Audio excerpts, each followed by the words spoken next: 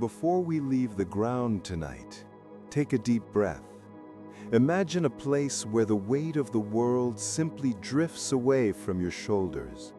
A place where there is no up or down, only a gentle, eternal floating. Tonight, we aren't just looking at the stars, we are drifting among them. Leave your worries on Earth, for where we are going, the only sound is the rhythm of your own breath and the silent symphony of the cosmos. Let go, and let's ascend. To understand the peace of space, we must first understand the journey that takes us there. Close your eyes now, and let your imagination travel back in time to the golden age of exploration.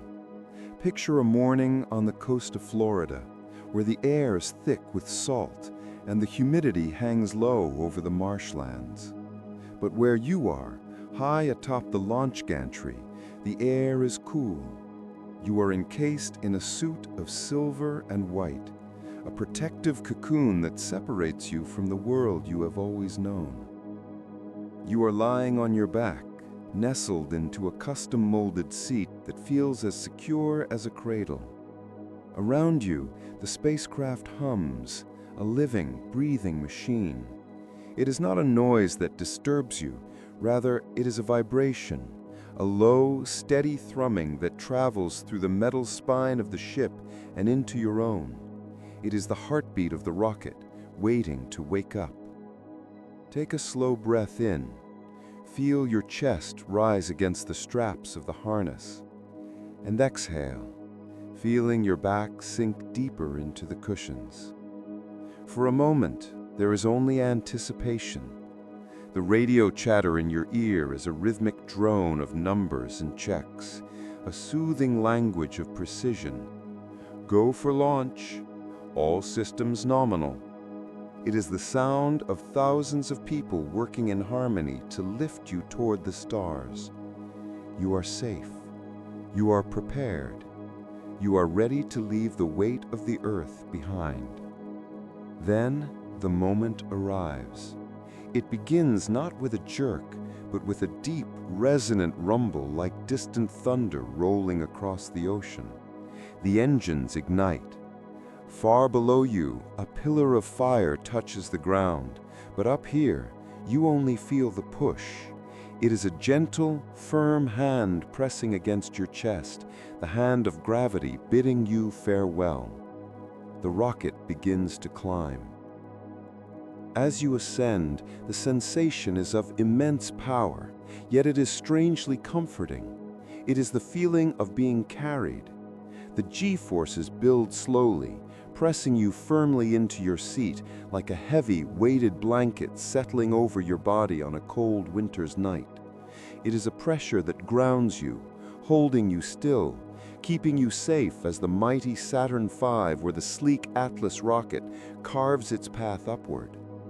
Through the small, thick window to your left, you watch the world transform. This is the painting of the atmosphere, a masterpiece that changes minute by minute. At first, the sky is the familiar bright robin's egg blue of a sunny afternoon. It is the color of summer days, of picnics, of ocean waves. But as the rocket climbs higher, piercing the clouds, that blue begins to deepen. Watch the color shift.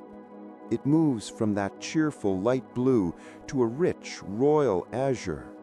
It is the color of the deep sea now. The vibration of the rocket continues, a steady massage for your muscles, shaking loose the tension of the day. You are rising faster now, faster than the speed of sound, leaving the noise of the atmosphere behind. The azure deepens further, blending into a profound indigo. It is the color of twilight, that magical time between day and night when the world goes quiet. The light outside the window is changing, becoming sharper, cleaner. You are higher than the birds, higher than the plains, higher than the highest mountain peaks. You are entering the realm of the upper atmosphere. The indigo grows darker, turning into a deep, bruised violet.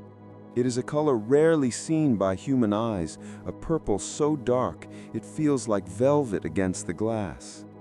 The air outside is thinning, fading away. The sky is no longer a ceiling, it is becoming a doorway.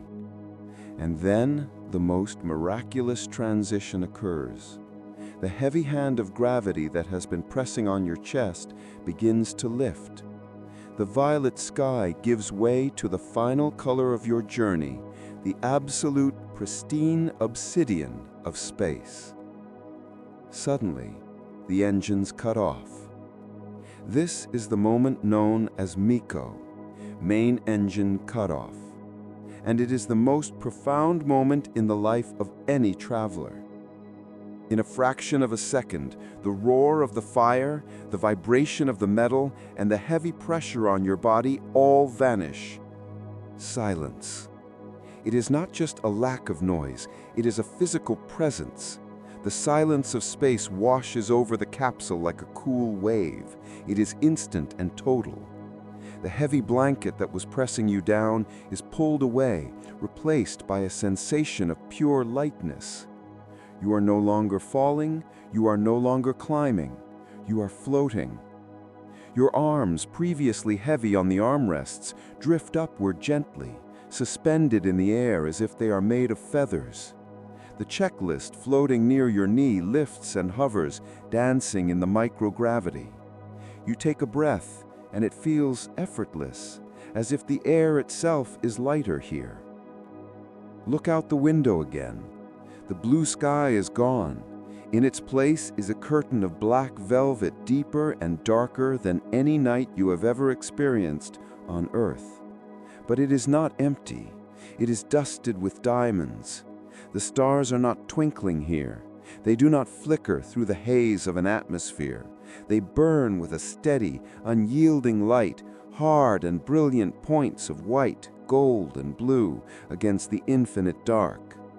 You have ascended into the great quiet. Down below, the Earth is a curved horizon, glowing with a soft, ethereal light. But up here in your capsule, there is only the faint hum of the fans and the sound of your own heart, slowing down, matching the rhythm of the void. The violence of the launch is a distant memory. The struggle against gravity is over. You have broken the chains of the Earth and found the ultimate freedom. The transition is complete. You have moved from the noise of the world into the library of the universe. It is a place of stillness, a sanctuary where time seems to stretch and slow. There is no wind to rock the ship. There is no weather to buffet the hull. You are coasting through the vacuum, sliding effortlessly along an invisible rail of physics. Allow yourself to feel that weightlessness. Imagine your body is as light as the dust motes dancing in the sunbeam coming through the window. Your shoulders drop. Your jaw unclenches. The muscles in your back, your legs, your hands, they all let go, realizing they no longer need to hold you up. In space, you don't need to stand. You don't need to sit. You simply are. You are suspended in the great cosmic ocean, drifting in a vessel built by human hands but held by the stars. The blue sky is a memory. The black velvet is your home now.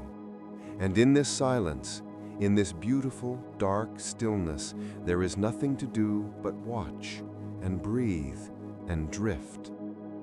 You have left the atmosphere. You have arrived in the calm. Now that you have ascended into the silence, a new rhythm takes hold. You are no longer fighting the sky. You are dancing with it. The engines are cold and quiet. The violence of the ascent is a distant memory, replaced by the smooth, glass-like glide of orbit. You are traveling at 17,500 miles per hour, a speed so fast it is almost impossible to comprehend. Yet, up here, without the wind rushing past or the ground blurring beneath you, It feels as though you are hardly moving at all. You are simply hanging, suspended in the great velvet void, while the world turns silently beneath you. In this place, time behaves differently. On Earth, the day is a long, slow arc. You wake, you work, the sun tracks lazily across the sky, and finally darkness falls. But here, in the embrace of low Earth orbit, time is compressed into a soothing, hypnotic loop. You are no longer bound by the 24-hour clock. You have entered the rhythm of the cosmos. Every 90 minutes, you circle the entire globe, and because of this speed, you are gifted with a visual miracle that no one on the ground can ever truly know. You witness 16 sunrises and 16 sunsets every single day. Imagine the capsule around you. It is a cozy space filled with the soft, reassuring hum of instruments. You are floating near the window, your body relaxed, your gaze fixed on the curvature of the Earth. Right now, you are on the daylight side of the planet. Below you, the Pacific Ocean stretches out like an endless sheet of crinkled blue silk. The sun is a brilliant, unblinking spotlight, flooding the cabin with a pure, white radiance. It warms the skin of your face, a gentle, thermal caress that feels like a summer nap on a quiet beach. But watch now. The view is changing. You are racing toward the shadow. Approaching the twilight zone, the line between day and night, known as the Terminator, is the most tranquil visual experience in human history. As you drift toward the edge of the light, the sun begins to dip toward the curved horizon of the Earth. This is not the slow, lingering sunset of a porch in the American Midwest. This is a cosmic event, swift and dramatic, yet utterly silent. First, look at the atmosphere. That thin, delicate layer of air that hugs the planet looks like a halo. As the sun drops behind the curve of the world, this halo ignites. It begins to glow with colors so vivid they seem to hum with energy. At the very bottom, hugging the Earth, is a deep burning orange, the color of embers in a dying fire. Above that, the color shifts into a band of soft tangerine, then a pale, creamy yellow. It is like looking through a prism. Higher still, the yellow fades into a fragile robin's egg blue, which darkens layer by layer into a rich indigo, and finally into the infinite black of space. It looks like a rainbow has been stretched into a thin, curved ribbon, separating the solid Earth from the emptiness of the universe. As the sun slips lower, the light inside your spacecraft begins to transform. The bright, clinical white light of noon fades. Shadows lengthen inside the cabin, stretching out like long, sleepy fingers. The instrument panels, the floating checklists, the silver fabric of your suit, everything is suddenly bathed in a warm, golden glow. It is the golden hour, but here it is concentrated.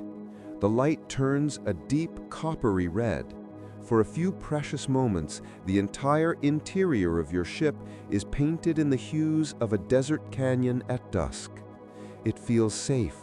It feels ancient. The harshness of the technology around you is softened by this natural amber light. And then the purple comes. As the sun finally tucks itself behind the Earth, the light shifts from gold to violet. A soft, lavender twilight fills the capsule. It is the color of dreams. This is the velvet orbit. The hard edges of the metal consoles seem to dissolve into the shadows. The window, which was just moments ago filled with blinding light, now becomes a frame for the coming night. You watch as the darkness sweeps over the world below.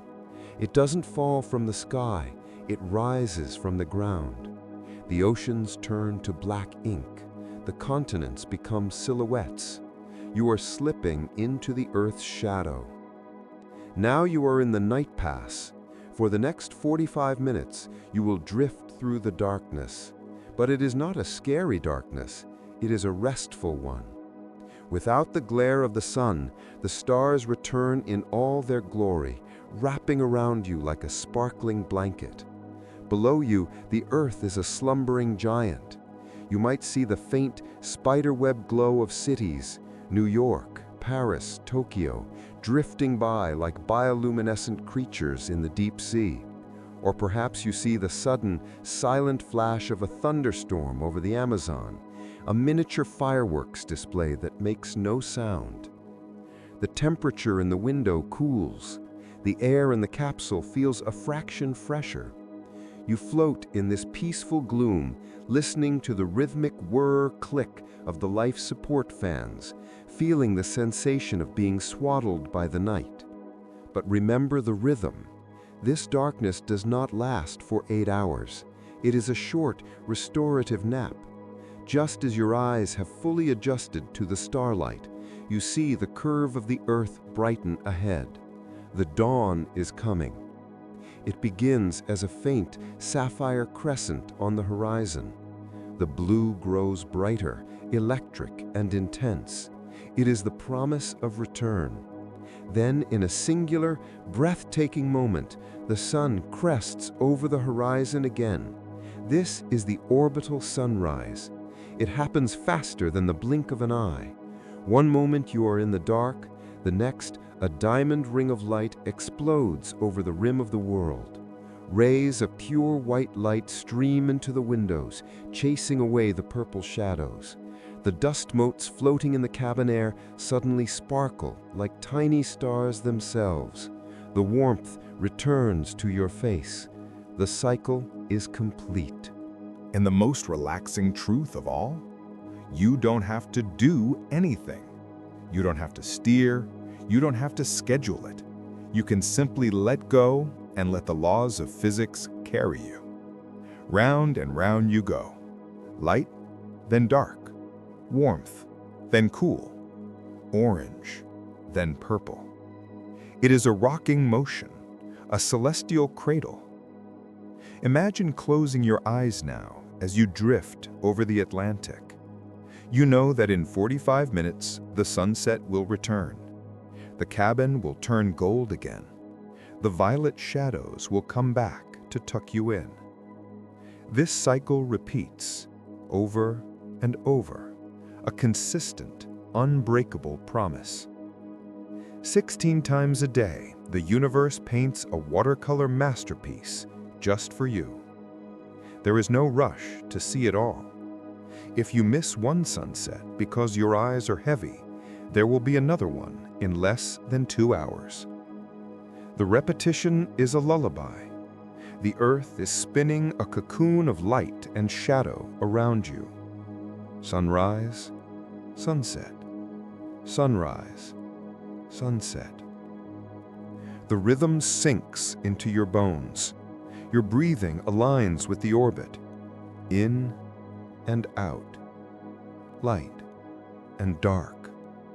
You are a traveler on a carousel of stars, riding the velvet orbit, safe inside your ship, watching the colors wash over you, painting your dreams in soft orange and purple hues. You are exactly where you are meant to be, drifting, watching, resting. As you continue to drift in the velvet embrace of your orbit, the rhythm of the sunrises and sunsets begins to settle into your spirit. But there is something else up here, something far profound than the mechanics of the flight or the physics of the speed. It is a moment of realization, a shifting of the soul that every traveler to this high frontier has experienced. It is a phenomenon that psychologists and poets have come to call the overview effect. To understand this feeling, let us float back through the mists of time to April 1961. Imagine a small metal sphere, the Vostok 1, carrying a man named Yuri Gagarin. He was the first.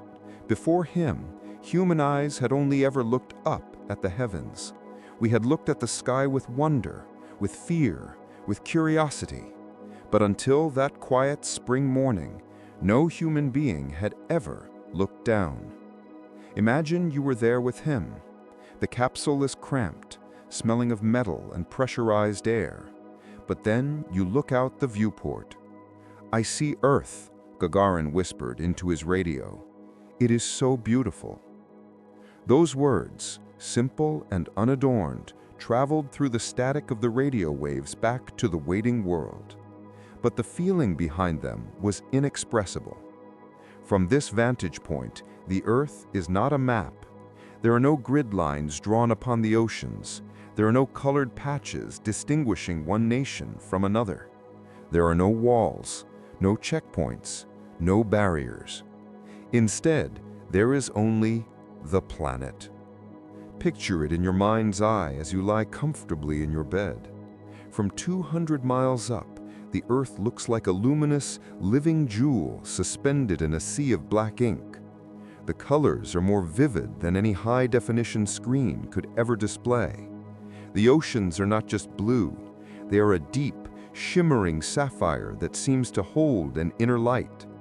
The clouds are not just gray shapes, they are brilliant white swirls of cotton, casting soft, three-dimensional shadows on the water below. A year later, the American astronaut John Glenn climbed aboard Friendship 7.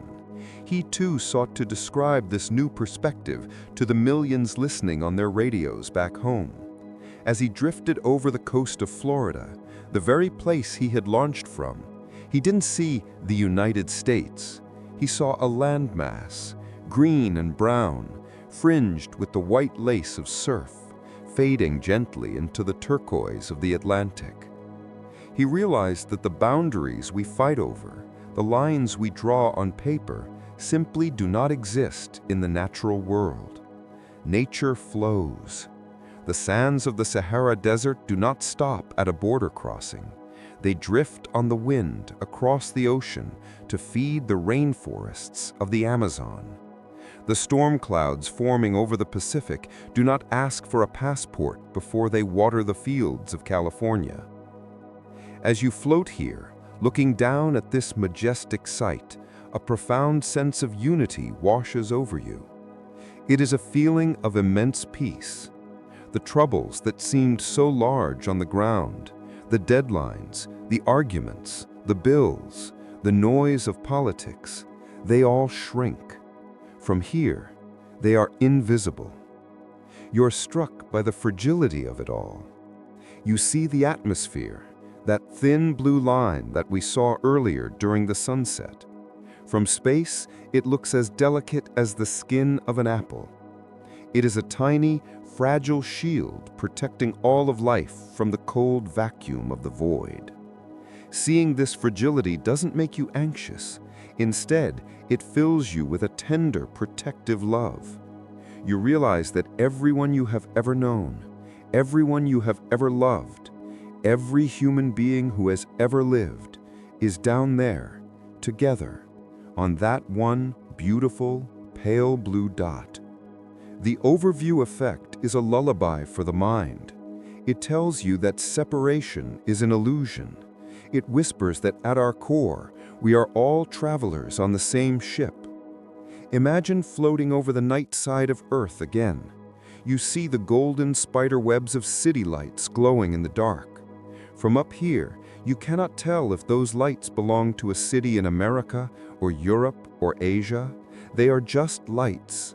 They are just people turning on their lamps against the dark, living their lives, sleeping their sleep. There is a silence in this realization that is deeper than the silence of the cabin. It is an internal quiet. The mental noise of us versus them dissolves. In its place, there is only us. Astronauts often speak of a sudden, overwhelming urge to hug the planet, to cradle it. Edgar Mitchell, who walked on the moon, described it as an explosion of awareness, a feeling of instant global consciousness. He felt a oneness with the stars, with the planet, and with the universe itself. Let that feeling settle over you now. Imagine that your bed is a capsule, and you're looking down on the world from a place of perfect safety and perspective. You are detached from the chaos, yet deeply connected to the heart of the world. The worries that you carried to bed with you tonight, let them drift away. They are too small to be seen from this height. They are lost in the vast, benevolent blue of the ocean. You are watching the world turn, a silent, spinning marble of blue and white. It is a view that brings clarity. It reminds you that the Earth is a single system, a single home. And just as the Earth floats effortlessly in the void, supported by the invisible hands of gravity, you too are supported. You can let go. You don't need to hold the world together tonight. It is holding itself together. It has been spinning for billions of years, and it will keep spinning while you sleep. The borders have vanished. The noise has stopped. There is only the view. A view of absolute harmony. A view of peace. Drift along this thought. You're a citizen of the cosmos now. You are watching your home from the balcony of the stars. It is a home without conflict, seen from a distance where only beauty remains. The swirling clouds, the deep oceans, the golden deserts, the emerald forests, they are all breathing together in a slow, planetary rhythm. Inhale and imagine the clouds forming over the ocean. Exhale and imagine them drifting over the mountains. Everything flows. Everything is connected. Everything is one. As you float in your window, bathed in the starlight, you feel that deep, ancient connection to the world below. You are not separate from it, you are part of it. And knowing that, you can rest. You can close your eyes, carrying that image of the shimmering blue jewel in your mind, a beacon of peace in the dark, guiding you gently toward a deep and dreamless sleep. As we drift deeper into the night, let us move from the safety of the cabin to the ultimate dream of flight. We travel back now to the summer of 1965, to the Gemini program. The Gemini capsule is a small, intimate vessel, often compared to the front seat of a compact sports car. It is a place of close quarters, of humming dials and switches, where two astronauts sit shoulder to shoulder in their journey through the stars. But imagine, for a moment, the desire to stretch, the desire to step out of the car and float into the breeze. On June 3rd, the astronaut Ed White prepared to do just that. He was about to perform the first American spacewalk.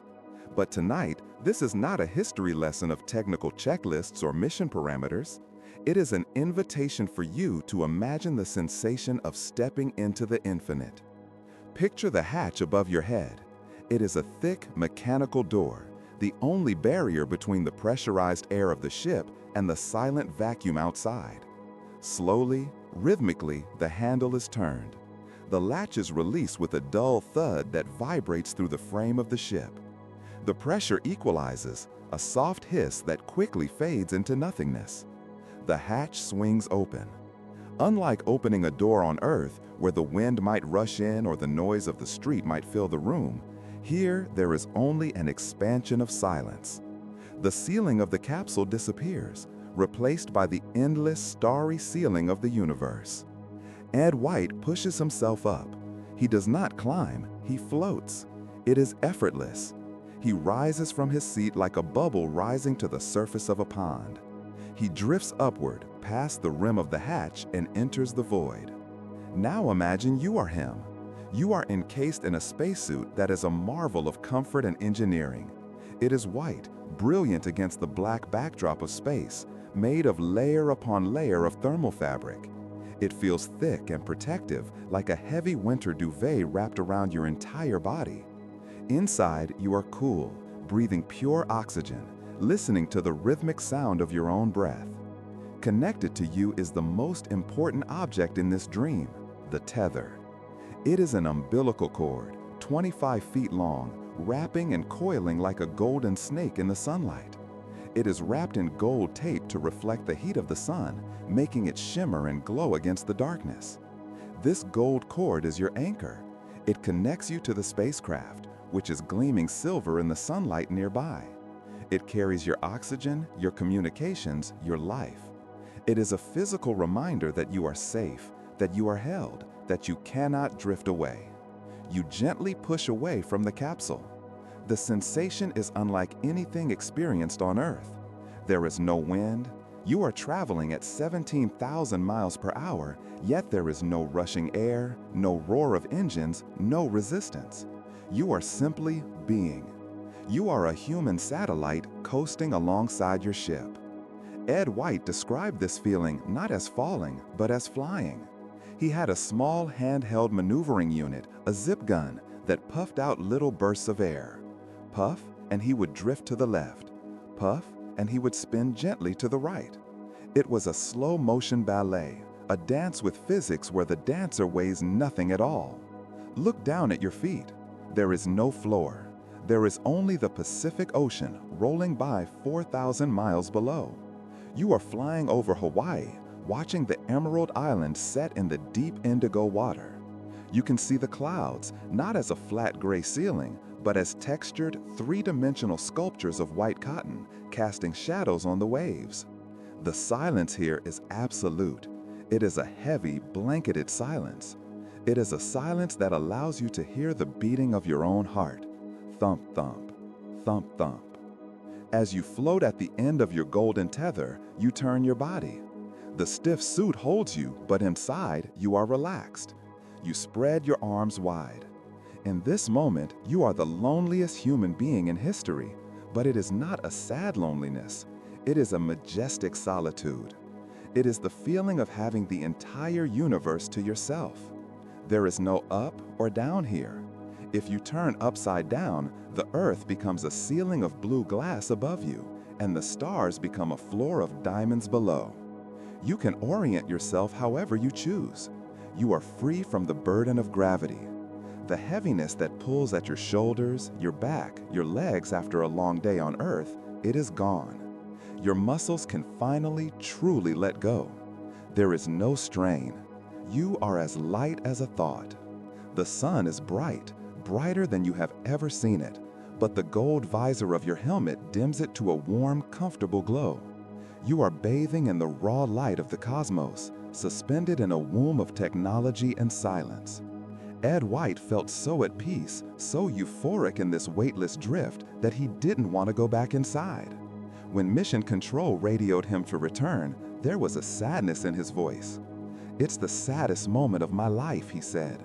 He wanted to stay in that dream forever.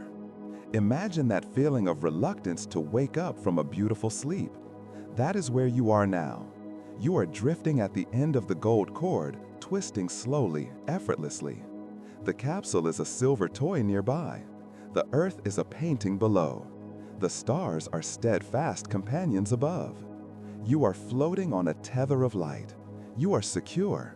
You are attached to safety, but you are free to explore the quiet. Let your mind mimic this motion. Imagine your thoughts are untethered from the worries of the day. They float away from you, drifting into the vacuum, becoming smaller and smaller until they disappear. You are left only with the sensation of the suit holding you, the cool air on your face, and the golden cord shimmering in the slow, silent dance of the spacewalk. The vastness does not swallow you. It cradles you. It is a vastness of peace, a vastness where there is room for you to just breathe. Drift, spin, float. The cord ripples gently. You are safe. You are weightless. You are flying in the most peaceful silence ever known to man. We have floated in the absolute silence of the void, and we have drifted on a tether in the vacuum. But now it is time to return inside. It is time to close the heavy hatch, to seal out the infinite nothingness, and to wrap ourselves in the warm, living atmosphere of the ship. When the hatch is sealed and the helmet is removed, you might expect silence to return. But inside a spacecraft, there is no such thing as silence. Instead, there is something far more comfortable. There is a sound that has become the soundtrack to every dream ever dreamt in orbit. It is a sound that signifies safety, consistency, and life. It is the lullaby of the fans.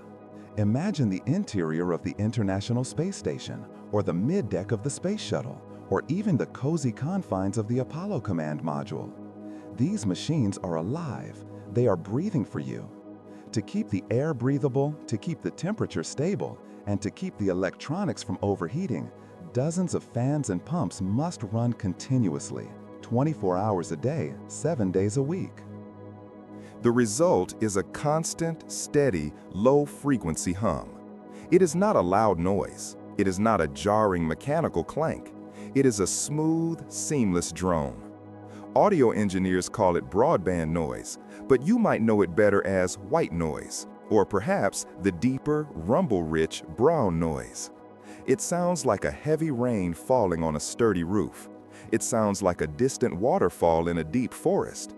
It sounds like the air conditioner humming in the window of a childhood bedroom on a warm summer night. This sound is the heartbeat of the ship. For the astronauts, this noise is a profound comfort.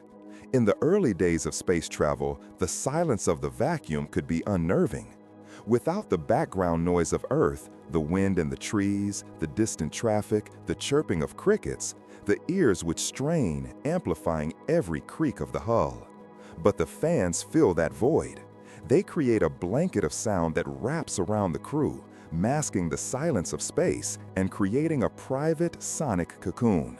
Imagine yourself there now. The day is over.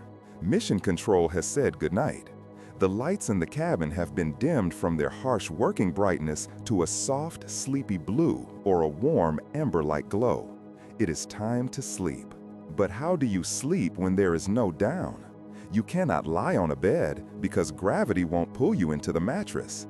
You cannot rest your head on a pillow because your head won't sink into it. Instead, you find your sleeping quarters. In the shuttle or the station, this is often a small personal pod, a closet-sized sanctuary lined with soft white padding. Inside this pod, there is a sleeping bag, but it is not laid out on the floor. It is tethered vertically to the wall. You unzip the bag and slip inside. It is light, made of smooth, cool fabric. You zip it up around you. It feels like a hug. Because you are weightless, you don't need a thick mattress to support your back. You don't need to toss and turn to find a comfortable position. In space, every position is the comfortable position. You slip your arms into the bag, or perhaps you leave them floating free. Without gravity, your arms naturally float up in front of you, drifting in the neutral body posture, the natural relaxation of the human form. Your legs bend slightly at the knees. Your neck relaxes completely. The heavy weight of your head is gone, so you need no pillow to prop it up. Your spine, compressed by years of gravity on Earth, gently expands, lengthening and releasing all the tension of a lifetime. And then you close your eyes and you listen. Whirr. The sound is constant. It never changes pitch. It never stutters. It is a steady river of sound. It washes over you, drowning out your thoughts. Hum. This is the sound of the air scrubbers removing the carbon dioxide, polishing the air so you can breathe deeply and cleanly. It is the sound of the coolant pumps moving fluid through the walls of the ship to keep you warm against the cold of space. Psychologically, this hum is the ultimate sedative.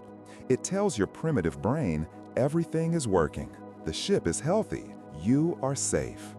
If the fans were to stop, that would be the signal for alarm. But as long as that low, rhythmic drone continues, you know that the guardians of technology are watching over you. You don't need to worry. You can let go. The white noise creates a barrier between you and the rest of the crew, between you and the work, between you and the universe outside. It creates a private mental space. It is a wall of sound that protects your dreams. Many astronauts have reported that after a few days in orbit, they become addicted to this sound. It becomes Pavlovian. As soon as they zip themselves into their wall-mounted sleeping bags and hear that fan spinning near their ear, their eyelids grow heavy. The brain waves slow down. The beta waves of alertness fade into the alpha and theta waves of deep relaxation. Listen to it in your mind now. A deep, resonant vibration. It's a sound you can feel in your chest, just slightly. A gentle massage for your senses. It effectively mimics the environment of the womb. Before you were born, you floated in fluid, weightless, listening to the constant rhythmic whoosh of your mother's body. Space travel returns you to that primal state.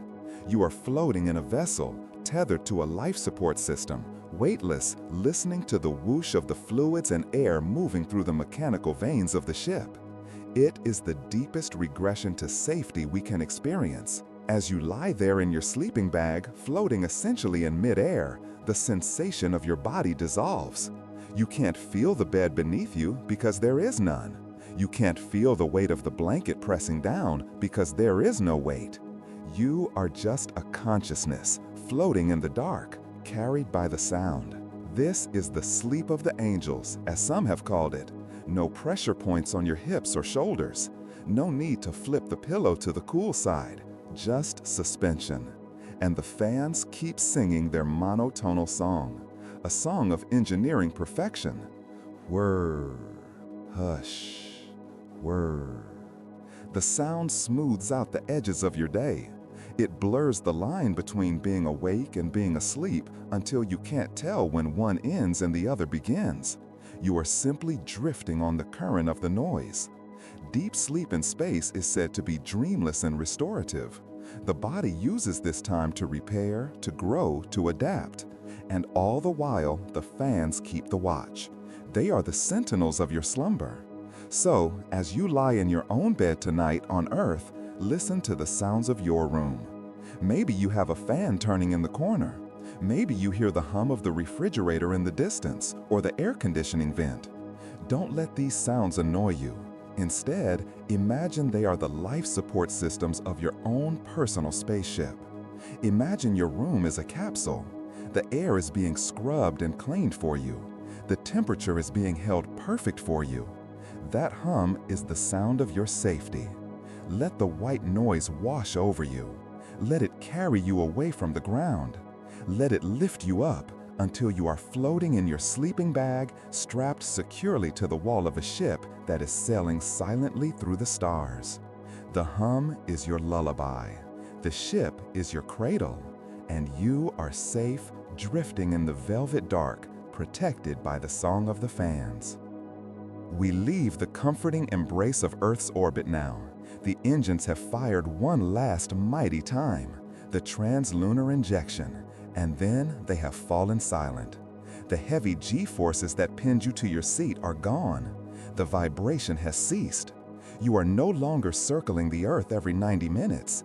You have broken free from the home planet's immediate grip, and you have entered the vast, open ocean of deep space. This is the trans-lunar coast. It is a journey of 3 long days. And for these 3 days, the spaceship does not accelerate. It does not roar. It simply glides. Imagine shutting off the engine of a boat in the middle of a calm, glass-like lake and letting the momentum carry you forward endlessly. That is the physics of this journey. Isaac Newton is at the wheel now. You are coasting through the vacuum at thousands of miles per hour. Yet inside the capsule, it feels as though you are hanging motionless in a great abyss. But you are not just floating. You are dancing. To survive in the harsh environment of deep space, the Apollo spacecraft must perform a delicate, never-ending ballet known as passive thermal control. The astronauts, with their typical dry humor, called it the barbecue roll. It is a necessity born of extremes. In space, there is no atmosphere to scatter the sun's heat.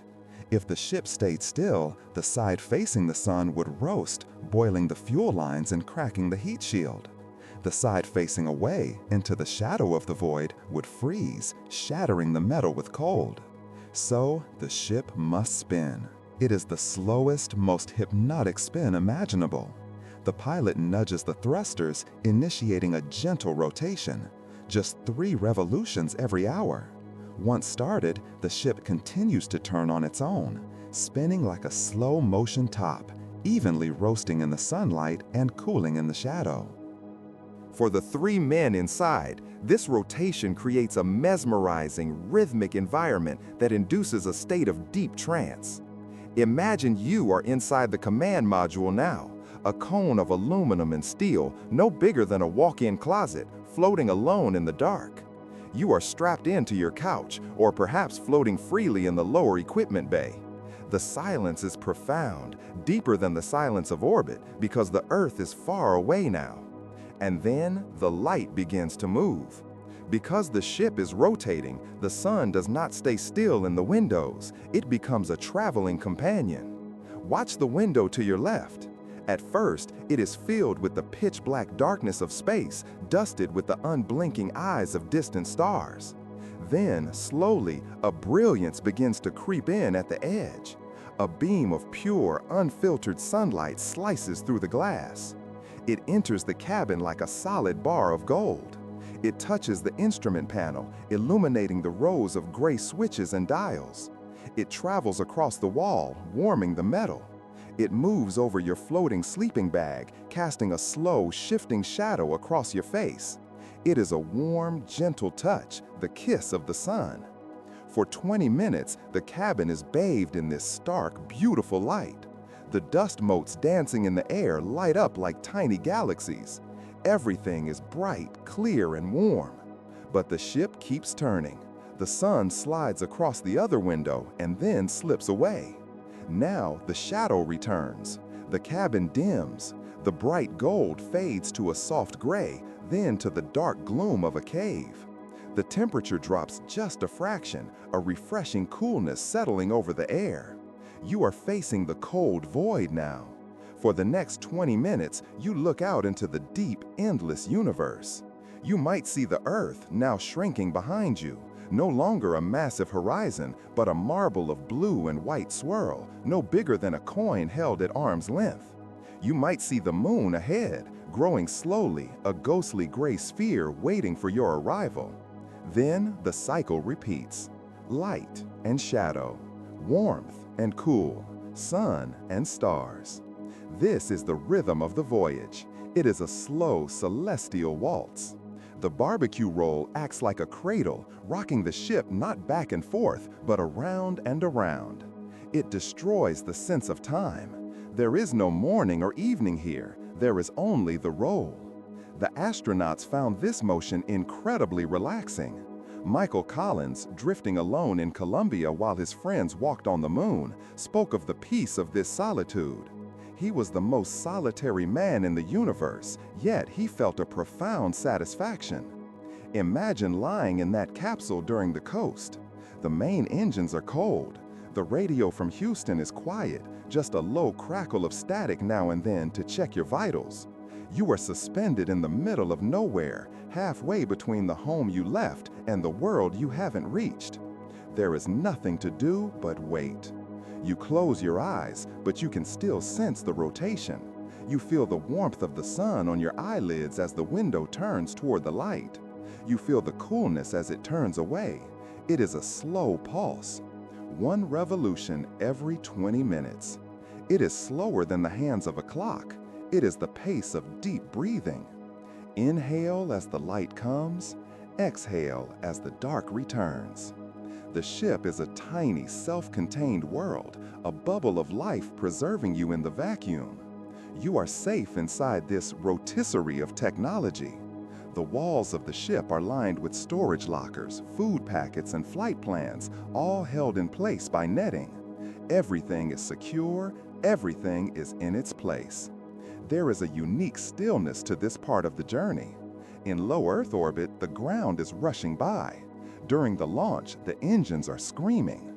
But here, you are coasting on the laws of momentum. You are moving at thousands of miles an hour, yet you feel perfectly still. It is the stillness of a leaf floating on a slow river. The distance from Earth creates a mental quietness. The voices of the news anchors, the ringing of telephones, the demands of society, they are all 200,000 miles behind you. They cannot reach you here. You have escaped. You are in the long slumber of the mission. The spacecraft is taking care of itself. The navigation computer, with less processing power than a modern calculator, is silently guiding you through the dark. You are free to float, to dream, to simply exist. As you drift off to sleep in this spinning silver cone, you realize that you are part of the clockwork of the solar system. You are turning just as the planets turn. You are orbiting just as the moons orbit. You are no longer fighting nature. You have surrendered to it. The beam of sunlight sweeps across your legs again. It travels up to your hands, which are floating loosely in the air. It crosses your face, warm and reassuring, and then continues on to the wall, chasing the shadows away. Round and round, slow and steady. This is the silent coast, a 3-day nap in the heavens, a time to rest before the adventure of the arrival. Let the motion of the barbecue rolls soothe you. Imagine your bed is slowly, imperceptibly turning, basking you in the light of the stars, then tucking you into the safety of the shadow. You are coasting to the moon, carried by the silent, invisible river of gravity, drifting deeper and deeper into a peaceful, weightless sleep. We have traveled far. We have left the noise of the launch, the rhythm of the Earth's orbit, and the long spinning slumber of the coast. Now the view in the window changes entirely. The Earth, which has been your constant companion, your blue marble in the black sky, is about to disappear. We are approaching the moon. It is Christmas Eve, 1968. The mission is Apollo 8. Inside the command module are Frank Borman, Jim Lovell, and Bill Anders. They are the first human beings to ever travel this far, the first to leave the gravitational cradle of our home planet. And they are about to experience a solitude so profound, so absolute, that it redefines the very meaning of the word alone. Picture the moon now. It is no longer a small, bright disk in the sky. It is a massive, looming presence. It fills the entire window. It is a wall of ancient, pockmarked gray stone rolling beneath you. You can see the craters, the mountains, the valleys, a landscape that has remained unchanged for billions of years. But to enter orbit, the spacecraft must perform a maneuver. It must slip behind the moon. This is the moment of loss of signal, or LOS. As the spacecraft glides past the curved edge of the lunar horizon, the Earth sets. It sinks below the rim of the moon. And in that instant, the invisible tether that connects you to humanity is severed. Radio waves travel in straight lines. They cannot curve around a rock as massive as the moon. So, as the ship slips into the lunar shadow, the radio connection with Mission Control in Houston is physically blocked. Imagine the sound in your headset. For days, there has been a constant stream of voices. Apollo 8, Houston. Roger, Houston. The crackle of static, the beep of Quindar tones, the reassurance of hundreds of engineers watching your telemetry. It is the noise of civilization. But as the moon slides between you and the Earth, that noise stops. It doesn't fade away, it cuts off. 1 second, there is static. The next, there is absolute velvet silence. You are now in the radio shadow. For the next 45 minutes, you are the most isolated human beings who have ever lived. You are on the far side, often called the dark side, though it is bathed in sunlight. It is the side of the moon that never faces Earth. It is a hidden face, a secret kept by the universe until this very moment. Let the weight of this isolation settle over you. It is not scary, it is liberating. Think of the world you left behind. The Earth is a noisy place. It is filled with radio waves, television broadcasts, cell phone signals, Wi-Fi networks, and the constant electromagnetic hum of billions of people living their lives. That noise radiates out into space, a bubble of chatter surrounding the planet. But here, behind the moon, it is the only place in our solar system that is completely shielded from the noise of Earth. The moon acts as a gigantic natural barrier. It blocks the news, it blocks the politics, it blocks the cries and the arguments, it blocks the music and the noise. It is the ultimate do not disturb sign. In this radio silence, you are truly alone with the cosmos. The astronauts described this moment not with fear, but with a sense of awe. They were cut off from the species, yet they felt a deep, resonant peace. They were floating over a landscape of rugged beauty, a chaotic, battered surface of craters upon craters, untamed and wild. Imagine looking down at that surface. There is no wind to stir the dust. There is no water to erode the rocks. It is a stillness that has lasted for eons.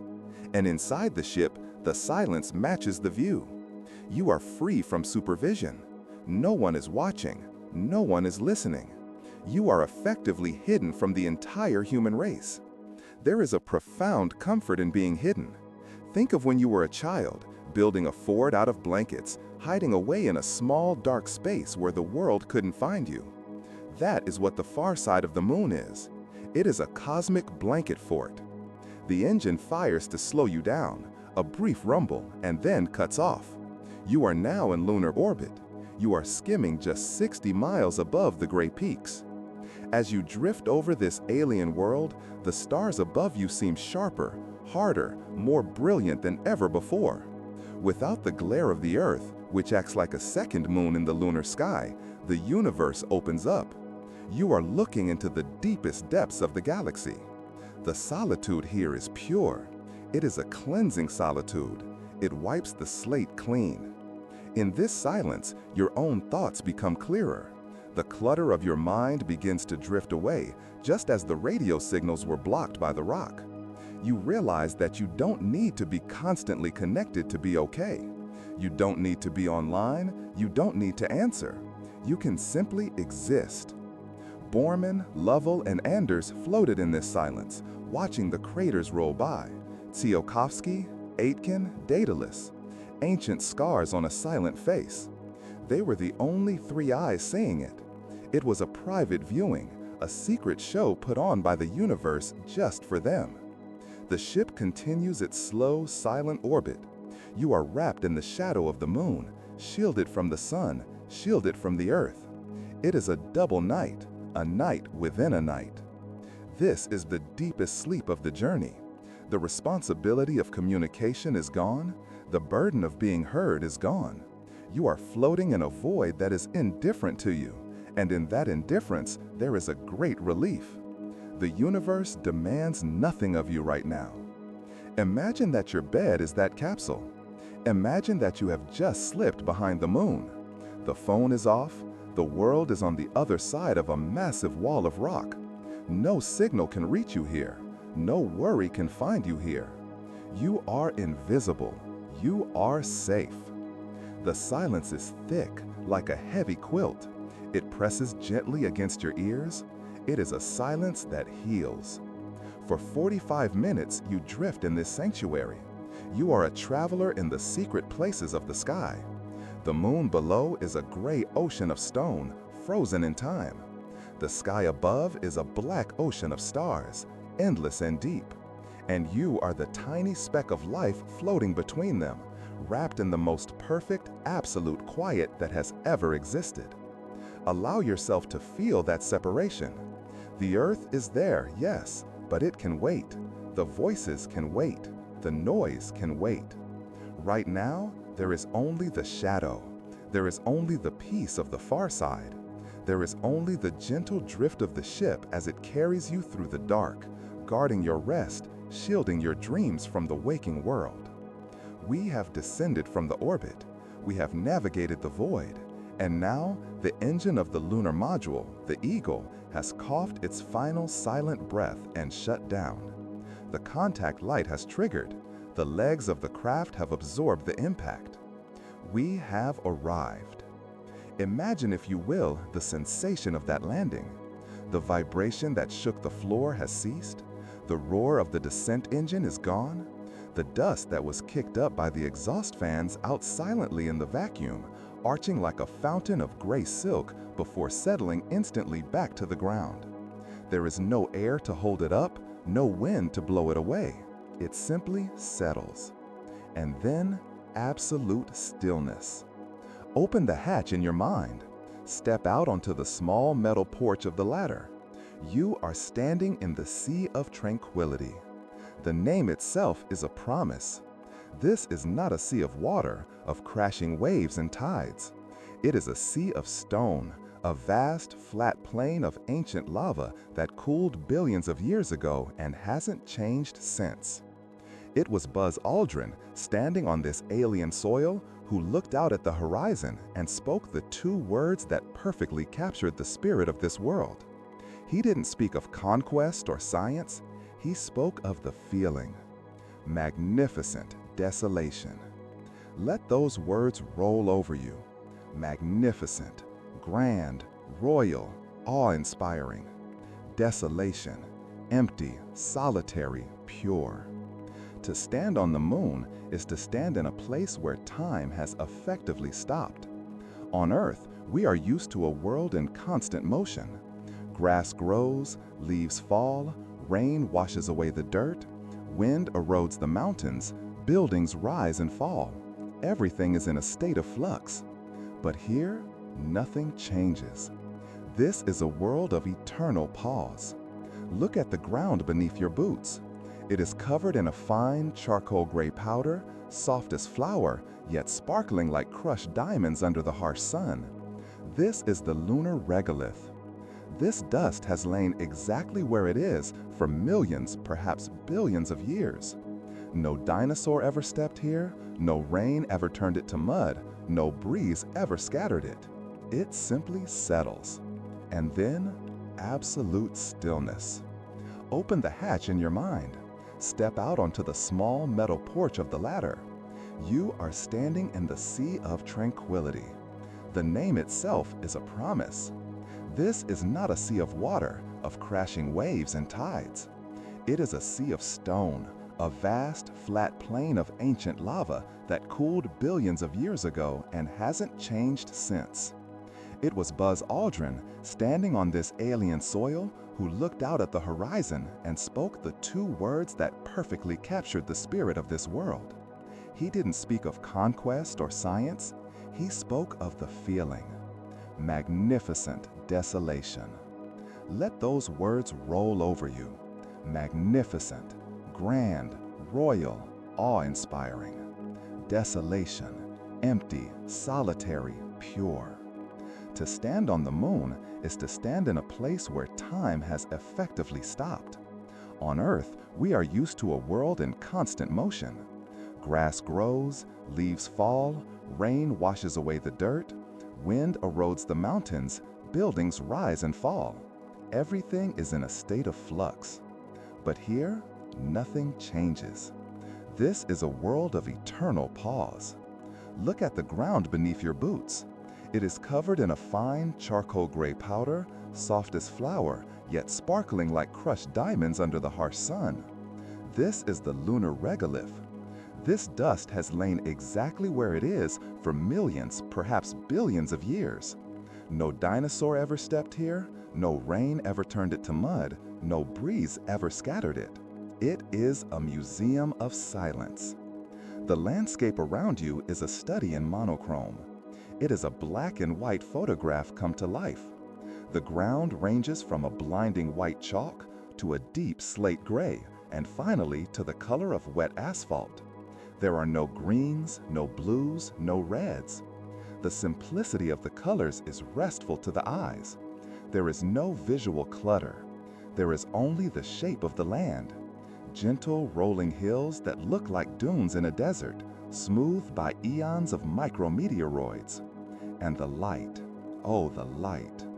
Without an atmosphere to scatter the sunbeams, the sky above is not blue. It is a bottomless velvet black, even though the sun is shining brightly. This creates a contrast that is sharper than anything on Earth. Where the sun hits the rocks, they glow with a brilliant white intensity. Where the rocks cast a shadow, there is absolute darkness. Ink-black shadows stretch out across the gray plain. They are long and crisp, unwavering. On Earth, Shadows flicker with the movement of trees or clouds. Here, the shadows are like paint spilled on the ground. They are solid. They are still. Imagine the feeling of walking here. You are wearing a heavy suit, a backpack of life support that weighs as much as a person. But the gravity of the moon is only 1/6 of the Earth's. You are a giant in a world of feathers. You take a step and you don't walk, you float. You bound. It is a slow motion dream. You push off with your toes and you rise lazily into the air, drifting forward in a long, graceful arc before touching down softly. Boing, boing, boing. It is the feeling of being underwater, but without the resistance of the water. You are light. Your body feels unburdened. The heaviness of your bones, the ache in your joints, it all vanishes here. You are a creature of the air. And as you bounce across this gray desert, you realize the most relaxing fact of all. There is no weather here. There will never be a storm to rush you inside. There is no cold wind to bite at your face. There is no humidity to make the air heavy. There is only the vacuum, which is the ultimate insulator. Inside your suit, the temperature is perfectly controlled, a constant 72 degrees, while outside, the universe stands frozen in a perfect crystalline stasis. Think about the footprints. When Neil and Buzz walked across this surface, their boots pressed into the soft, cohesive dust. The treads of their soles left distinct, sharp patterns, ridges and lines stamped into the gray powder. Because there is no wind to blow them away and no rain to wash them out, those footprints are still there today, right now, at this very second, while you lie in bed. Those prints look exactly as fresh as the moment they were made over 50 years ago. They will likely remain there for 1,000,000 years, unchanged. They are monuments to a moment in time, frozen forever. There is a profound comfort in that thought.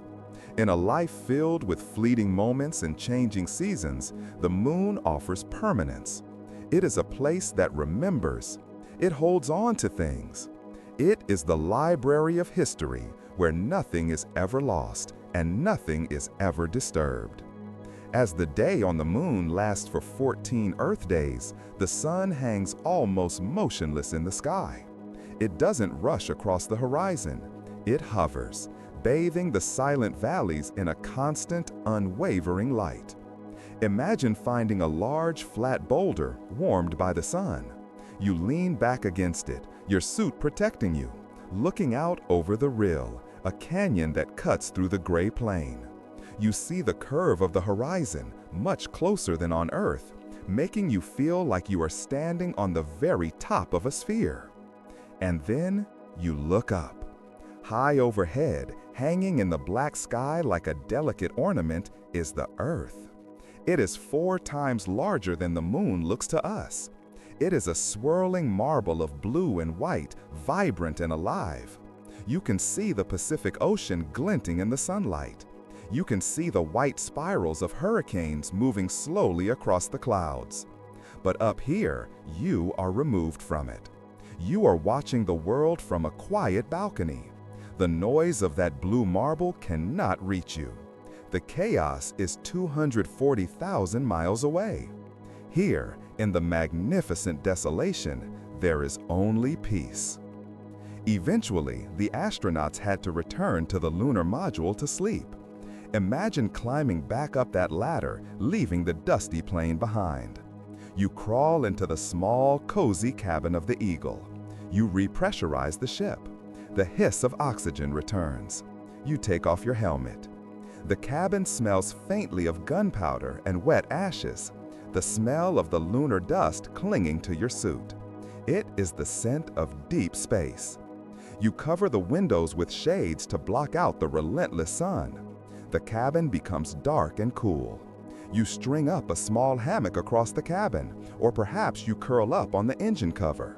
The gravity is so weak that sleeping on the floor feels like sleeping on a soft mattress. You barely feel the pressure points on your body.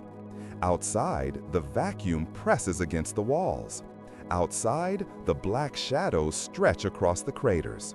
Outside, the footprint sits silently in the dust, waiting. You are the only life in a dead world. But it is not a lonely feeling. It is a special, protected feeling. You are a guest in the house of eternity.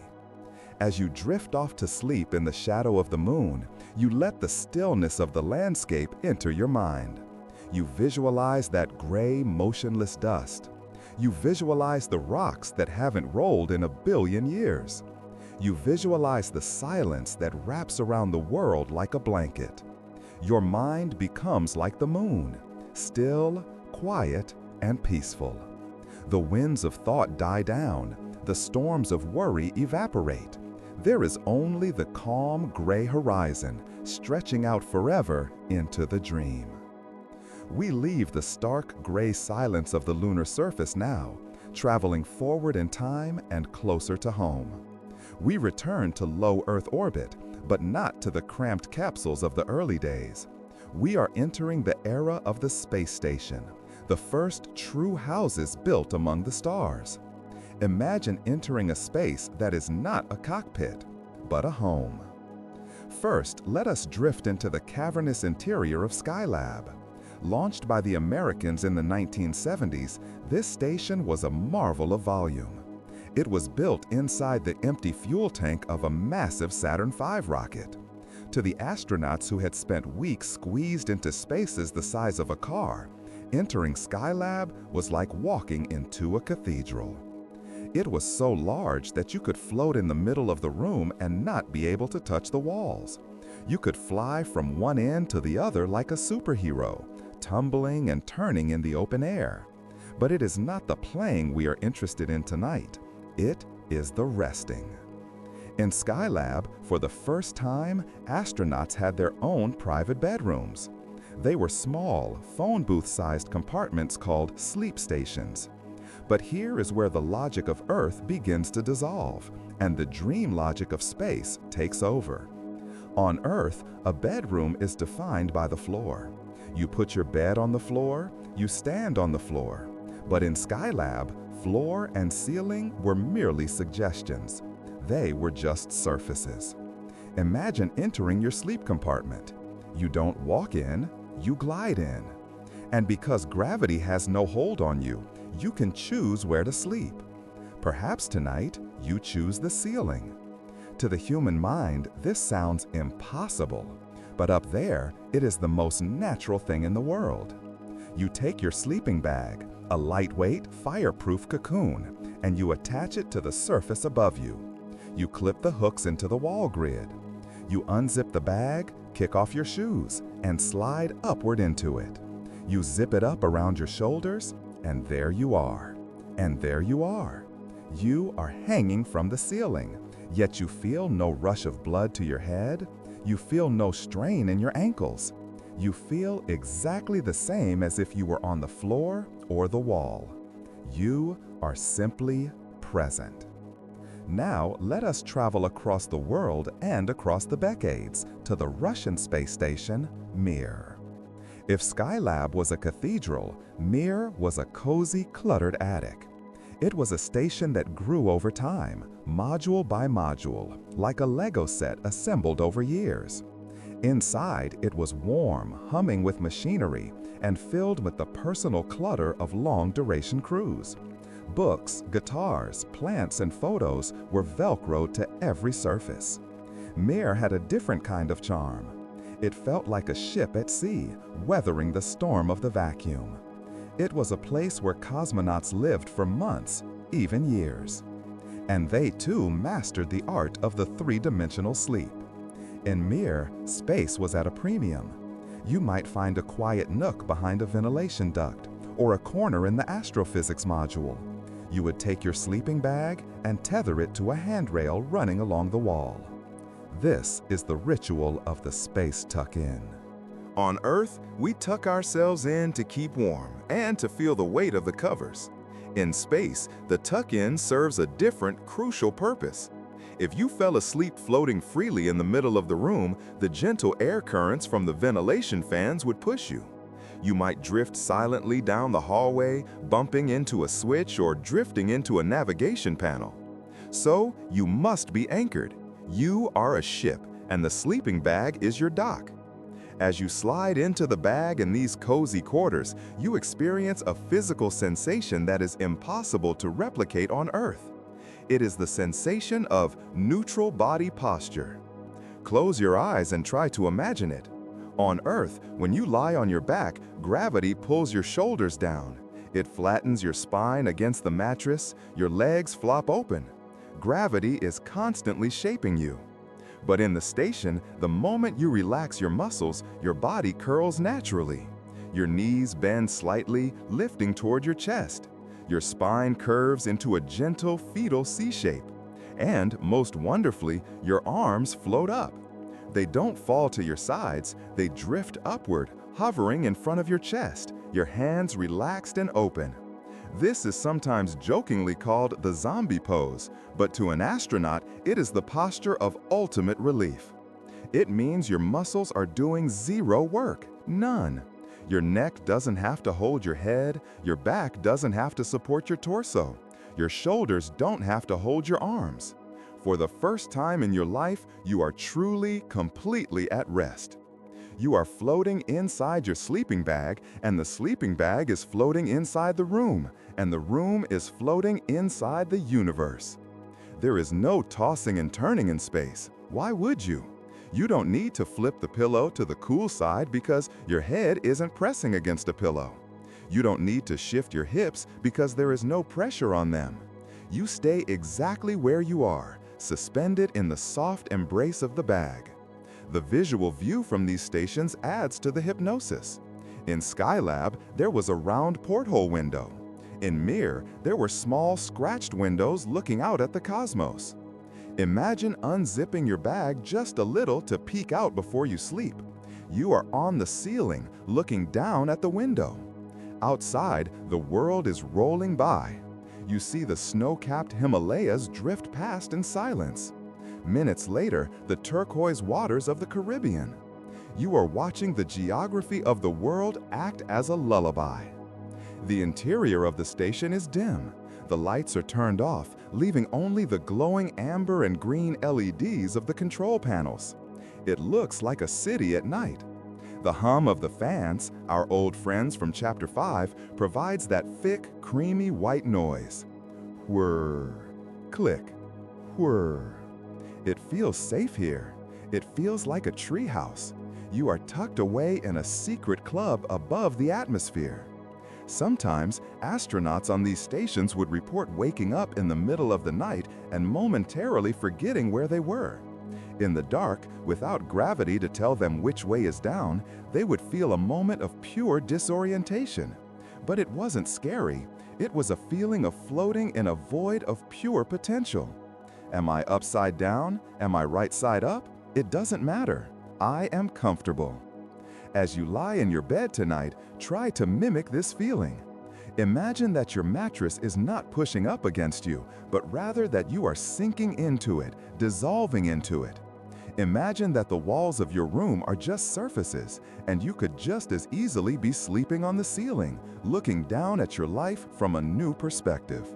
You are strapped in. You are secure. The sleeping bag holds you gently, like a swaddling cloth. You are a passenger on a ship that is sailing through the night. Drift into that cozy, cluttered, warm space of the imagination. You are in your private nook on the space station. Your arms are floating. Your breath is slow. You are tethered to the stars, safe in your cocoon, miles above the world, sleeping the deep, weightless sleep of the traveler. We have slept in the vertical bags of the shuttle and drifted in the cozy nooks of Mir. But now, let us move to the crown jewel of modern spaceflight.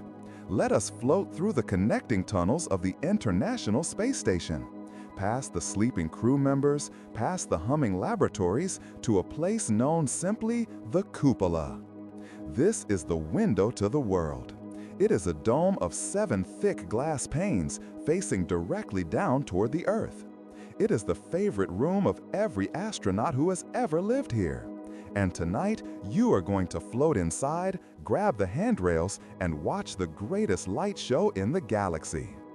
The station is flying over the night side of the Earth. Below you, the planet is a massive expanse of matte black, indistinguishable from the space around it, save for the occasional faint, golden spiderweb of a city drifting by. It is quiet, it is dark.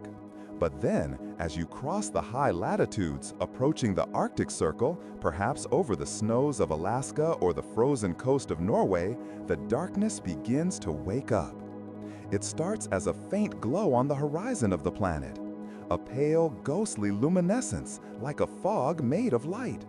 It is subtle at first, a whisper of brightness against the void. But as the station races forward at 17,500 miles per hour, you do not just approach the light, you fly right into it. This is the Aurora Borealis, the Northern Lights. On Earth, we stand in the snow, craning our necks, looking up at the sky, waiting for the clouds to part. We see the lights as distant celestial fires flickering among the stars. But up here, the perspective is inverted. You are not looking up at them, you are looking down at them. And sometimes, you are flying through them. Imagine the view through the glass. The black atmosphere below you suddenly ignites. The color is not a flat paint, it is a living, breathing emerald fire. It is a deep, electric green, the color of old radium or the heart of a glow stick, but infinitely more vibrant. It forms a ribbon, a massive glowing river of light that snakes its way across the curve of the planet. This is the Waltz of the Auroras. From space, you can see the structure of the light. It looks like a curtain made of the finest silk hanging from the edge of space, draping down toward the atmosphere. The bottom of the curtain ripples and folds, dancing in a wind that doesn't exist. Watch the movement. It is slow, hypnotic, and utterly silent. On Earth, a storm this size would come with thunder, with wind, with rain. But here, this massive release of energy, the sun's particles crashing into the Earth's magnetic shield, makes no sound at all. It is a silent symphony. The green ribbon twists and turns. It undulates like a snake moving through water. It folds over on itself, creating layers of light, some sheer and transparent, others thick and bright. Inhale and watch the ribbon rise. Exhale and watch it fall. The movement is liquid. It reminds you of ink being dropped into a glass of water, swirling and blooming in slow motion. Or perhaps it looks like a green flame burning in a vacuum, steady and tall. As the station passes directly over the aurora, the view becomes even more three-dimensional. You are looking down into the tops of the curtains. You can see the depth of them. They are hundreds of miles high. The green dominates, but if you look closely, at the very tops of the ribbons, where the air is thinnest, the color shifts. You see flashes of violet, a deep royal purple dancing at the edges of the green. Lower down, near the bottom of the curtain, there might be a pulse of crimson red. It is a neon garden growing in the night. The light from the aurora is so bright that it reflects off the solar panels of your ship. It casts a ghostly green glow inside the cupola. Your hands, resting on the window frame, are bathed in this alien moonlight. The walls of the station turn emerald. For a few minutes, you are living inside the light. This spectacle induces a trance-like state. Astronauts have confessed to losing hours just floating here, mesmerizingly watching the planet crown itself with light. It is the ultimate visual ASMR. The repetitive, flowing motion of the lights calms the brain. It mimics the flow of water, the flow of breath, the flow of dreams. Think about what you are seeing. You are seeing the Earth's magnetic field, the invisible shield that protects all life becoming visible. You are seeing the planet breathing. It makes you feel safe. It reminds you that the Earth is alive, that it has its own energy, its own ancient rhythms that continue whether we are watching or not. The ribbon stretches out for thousands of miles. It covers entire countries. Underneath that green blanket, millions of people are sleeping in their beds, unaware that above them the sky is dancing. But you see it. You are the silent witness in the tower. As the station continues its orbit, the angle changes. You see the aurora curling into a spiral, a massive whirlpool of green light centered over the pole. It is majestic and terrifyingly beautiful. It creates a sense of awe that pushes out all other thoughts. There is no room for worry when you are watching the sky dance. Imagine the glass of the cupola is cool against your forehead. You are floating weightless, your body relaxed, your arms drifting. You are simply a pair of eyes absorbing the beauty. The ribbons seem to reach up towards you like ghostly fingers, then recede. They brighten, pulsing with a sudden surge of solar wind, turning a blinding white-green, then fade back to a soft, sleepy olive. It is a lullaby of light. Pulse and fade, twist and turn. The dance is never the same twice. It is an improvisation of physics. And then, as quickly as it began, the show starts to end. The station is traveling so fast that you cross the Arctic region in just a few minutes. The green ribbons begin to drift behind you. They become smaller, turning back into a faint glow on the horizon.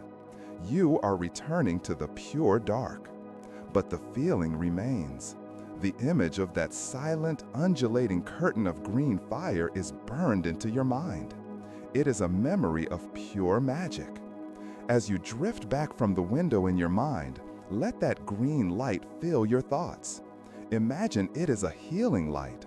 Imagine that slow, waving motion is washing over your body, starting at your head and moving down to your toes. The tension in your forehead washed away by the green light. The tightness in your shoulders dissolving into the ribbon. The weight of your day carried away by the solar wind. You are left floating in the afterglow. The earth below is dark and peaceful again. The stars return, sharp and clear. You have seen the waltz of the elements. You have seen the universe dancing with the world. And now the dance is over, and the quiet has returned, deeper and more profound than before. Drift on this image, a river of light in the sky, a silent song, a green velvet blanket wrapped around the sleeping world and wrapped around you. We have floated in the low orbit of the space station, watching the green fire of the auroras dance above the sleeping world. But now it is time to leave our neighborhood. It is time to travel further than any human has ever gone, and further than any human eye has ever seen. We are casting our minds out into the true, deep dark. Imagine a machine. It is not sleek or aerodynamic, for there is no air here to shape it. It is a collection of gold foil, white antenna dishes, and spindly metal booms, looking somewhat like a delicate insect made of precious metals. This is Voyager 1. Launched in the late summer of 1977 from the humid coast of Florida, it was sent on a grand tour of the outer planets. It flew past the storm-racked clouds of Jupiter. It threaded the needle of Saturn's majestic rings. It saw worlds of ice and fire. But its mission did not end there. When its work was done, it didn't stop. It kept going. Imagine the silence surrounding this traveler now. It is billions of miles away from the sun. The roar of the launch is a memory from 40 years ago. The radio signals from Earth take nearly a whole day to reach it, traveling at the speed of light. It is drifting through a stillness so absolute that it is hard for the human mind to comprehend. It is February 14th, 1990, Valentine's Day. The probe is now nearly 4 billion miles away from home. It is traveling at 38,000 miles per hour, Yet in the emptiness of the void, it appears to be hanging motionless. The sun, once a blinding ball of fire in its sky, has shrunk to a bright, piercing star, just one among millions. But before the cameras are turned off forever to save power, a command is sent from Earth. It is a whisper across the void, a request from the astronomer Carl Sagan. Turn around. Slowly, obediently, the little spacecraft fires its tiny thrusters. Puff, puff. It rotates its high-gain antenna away from the darkness ahead and looks back toward the center of the solar system. It is looking for home. It takes a series of 60 images. The data trickles back to Earth, a slow stream of ones and zeros moving across the abyss. When the image is finally processed, what we see is a revelation of peace. Imagine the photograph in your mind. It is grainy. It is a field of brownish stillness. Crossing the frame are bands of scattered light, rays of the sun reflecting off the camera's optics. They look like shafts of sunlight streaming through a dusty window in a quiet afternoon library. And there, suspended in one of those sunbeams, is a dot. It is a tiny, whitish blue speck. It is less than a pixel in size. It is almost too small to see. If you didn't know it was there, you would miss it. That is Earth. That is us. This is the pale blue dot. And contemplating this image is perhaps the most powerful relaxation technique in the universe. Why? Because it offers the ultimate perspective. As you lie in your bed tonight, think about the worries that followed you into the room. The deadline at work, the awkward conversation with a friend, the bill that needs paying, the traffic, the noise. Now, look at that dot.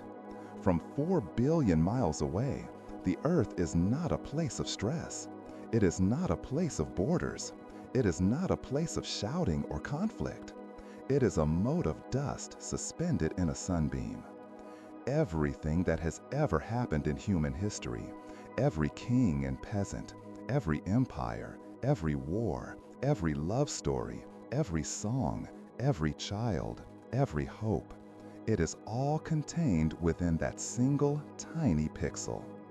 Let that realization wash over you like a wave of cool water. From this distance, your problems are not just small, they are invisible.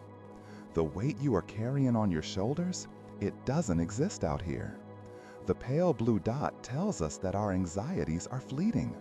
It tells us that we are part of something incredibly fragile and precious, but also that we are just a momentary flash in the great, beautiful dark. There is a deep comfort in insignificance. When you realize how small the stage is, you realize you don't have to perform so hard. You can just be. The universe is vast, and in its vastness, it is calm. It is not judging you. It is not rushing you. It is simply holding you. Now, imagine the Voyager probe again. Its camera is off now. Its job as a photographer is done. It has turned back toward the open ocean of interstellar space. It carries a gift on its side, the golden record, a gold-plated copper disc etched with the sounds and images of Earth. It carries the sound of rain, the sound of a mother kissing a child, the sound of the wind, the music of Bach and Chuck Berry. It carries the brain waves of a woman thinking of love. As Voyager drifts further away, leaving the bubble of our sun's influence, the heliopause, it enters the space between the stars. The wind here changes. It is no longer the solar wind. It is the interstellar medium, a gentle breeze of plasma from exploded stars. The probe is sailing on this cosmic sea. It is the loneliest object made by human hands, but it is not sad. It is an ambassador of peace. It will drift like this for millions of years.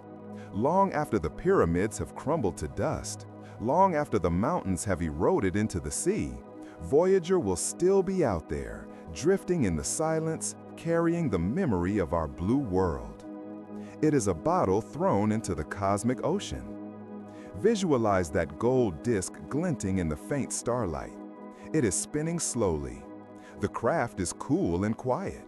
There is no friction. There is no decay. It is in a state of eternal preservation. You can join it in your mind. Imagine you are drifting alongside it. You are weightless. The darkness around you is not empty. It is a velvet blanket of potential. You are far away from the noise of the world. You are in the deep drift. The Earth is just a memory of a blue dot behind you. Ahead, there are only the stars, steady and unblinking. Drift and float. There is no destination anymore. The journey is the destination. The movement is so smooth it feels like stillness. You are coasting on the inertia of history. Let the concept of forever soothe you. We are so used to minutes and hours, but Voyager operates on the scale of eons. It reminds us to slow down, to breathe, to let go of the ticking clock. In the grand scheme of things, this night is a safe harbor. You are safe on your speck of dust. You are safe in your bed. And way out there in the quiet dark, our little mechanical envoy is watching over the galaxy for us, drifting silently, endlessly into the peace of the stars. Feel yourself becoming as light as that spacecraft, untethered, floating. The sunbeam holds the Earth, and the darkness holds the Voyager, and the night holds you. Everything is quiet. Everything is small. Everything is at peace. We began on the launch pad, feeling the raw power of the ascent. We have circled the Earth, watching the sunsets paint the atmosphere in bands of orange and violet. We have drifted in the silence of the Lunar shadow, and we have stood amidst the magnificent desolation of the gray dust. We have slept on the ceilings of space stations and watched the green fire of the Auroras dance over the poles. We have even followed the lonely Voyager probe as it sailed past the edge of the solar system. But now, the journey of observation is over. The time for looking is done. Now is the time for becoming. In this final chapter, we do not need a rocket. We do not need a capsule. We do not need a spacesuit. Imagine that the walls of the ship slowly dissolve. The metal hull, the glass windows, the humming computers, they all fade away like mist in the morning sun. You are no longer a passenger contained within a vessel. You have become the vessel itself. You are floating freely in the cosmic ocean. This is the place where all journeys end and where all peace begins. Imagine the universe not as a cold, empty void, but as a warm, supporting ocean of velvet darkness. It is vast, yes, but it is not empty. It is filled with the quiet energy of existence. You are drifting in the great silence. Think back to the sounds we heard. The roar of the engines is gone. The click of the radio is gone. Even the comforting whir of the fans has faded into a stillness so profound that it feels like a physical embrace. The only sound remaining is the rhythm of your own being. Inhale and feel the universe expand. Exhale and feel the universe relax. Your breath is no longer just air moving in and out of your lungs. It is the tide of the cosmos. As you breathe in, imagine you are drawing in the starlight, filling your body with a soft silver glow. As you breathe out, imagine you are releasing every ounce of tension, every worry, every thought, letting it drift away like dust motes into the dark. You are returning to your origins. Astrophysicists tell us a beautiful truth. We are made of stardust. The carbon in our muscles, the iron in our blood, the calcium in our bones, it was all forged in the hearts of ancient stars that burned billions of years ago. So, as you float here, surrounded by the galaxies, you are not a stranger in a strange land. You are home. You are a child of the universe returning to the cradle. Feel the sensation of weightlessness one last perfect time. On Earth, gravity is a demand. It pulls, it weighs, it insists. But here, in the infinite drift, there is no pull. Your feet are light. They are not touching anything. Your legs are heavy with relaxation, but they float. Your hips, your spine, your shoulders, they are unburdened. The knots of the day dissolve. Your hands curl gently. Your jaw softens. Your forehead smooths out. You are suspended in a state of grace. You are lighter than a feather, lighter than a thought. You are drifting on a current of pure time. Look around you in your mind's eye. The stars are not sharp or bright anymore. They have softened. They are glowing gently, like distant lighthouses in a fog. They are the night lights of eternity, watching over you. You see the Milky Way, a river of spilled milk stretching across the sky. It is a blanket of soft white light wrapping around you. You are floating right into it. The darkness is not black. It is a deep, rich indigo. It is a color that signifies rest. It presses against your skin, cool and soothing. It covers you like a heavy, soft quilt. You are safe here. Nothing can reach you. The noise of the world is light years away. The demands of tomorrow are in another galaxy. Here, in the now, there is only the drift. Recall the pale blue dot one last time. That tiny speck of dust in the sunbeam. That is where all the noise is. But you are out here. You are in the vast, calm silence between the stars. You have stepped off the stage. You have put down the script. You are free. The sensation of movement slows down. At the beginning of our journey, we were moving at 17,000 miles per hour. Then we coasted to the moon.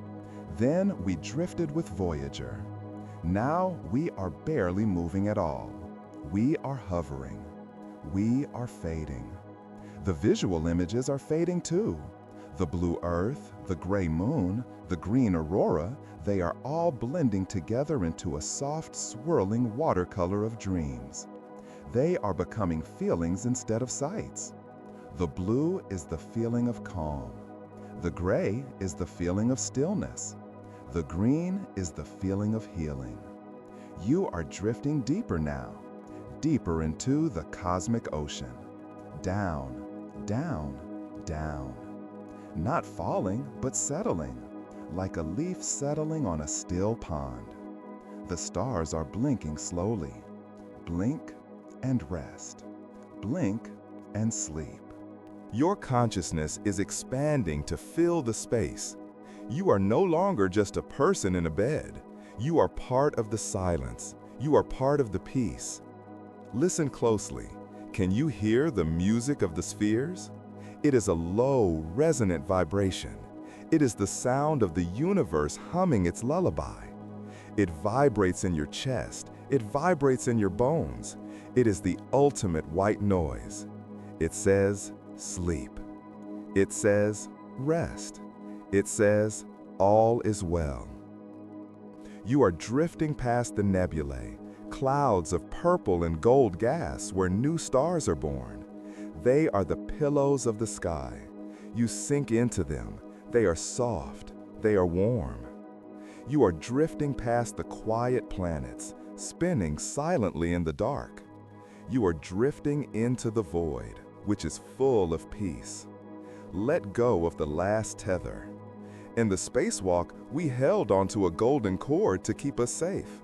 But now, you don't need the cord. You are safe without it. Unclip the tether. Let it float away. Drift free. You are sailing into the night. The darkness is warm. The darkness is kind. Your eyelids are so heavy now. They are sealed with stardust. You couldn't open them if you wanted to, and you don't want to. You only want to drift. The journey is complete. The rocket has flown. The mission is accomplished. There is nothing left to do. There is nowhere left to go. You have arrived at the destination, deep sleep. Feel yourself fading, fading into the stars, fading into the velvet, fading into the quiet. The universe turns slowly around you, a cradle of light and dark, rocking you, gently, slowly. Drift, float, fade. You are one with the sky. You are one with the sleep. Good night, traveler. Good night, Earth. Good night, stars. Drift on, sleep.